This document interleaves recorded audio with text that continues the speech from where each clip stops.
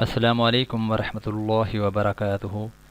اعوذ باللہ من الشیطان الرجیم، بسم اللہ الرحمن الرحیم۔ محترم سامعین، میں امید کرتا ہوں آپ سب خیریت سے ہوں گے۔ اللہ رب العزت آپ سب کو اپنے حفظ و امان میں رکھے۔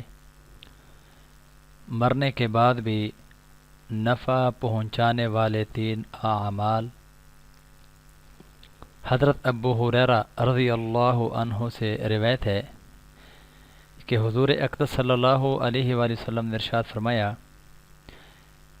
کہ جب بندہ مر جاتا ہے تو اس کے سب اعمال ختم ہو جاتے ہیں، لیکن 3 چیزوں کا نفع پہنچتا رہتا ہے۔ نمبر 1، صدقہ جاریہ۔ نمبر 2، ایسا علم جس سے لوگ نفع حاصل کرتے ہیں۔ نمبر 3، نیک اولاد جو اس کے لیے دعا کرتی ہے۔ صحیح مسلم حدیث نمبر 1631 ہے۔ محترم بھائی اور دوستو، مرنے کے بعد کے یہ اعمال اگر انسان اپنی زندگی میں یہ سب کچھ کر جائے تو اس کی اگلے منزل بھی آسان ہوتی ہیں، اور اللہ رب العزت کے خوشنودی کے حصول کے خاطر اگر ہم یہ کام کر لیں تو یہ کوئی زیادہ نہیں ہے۔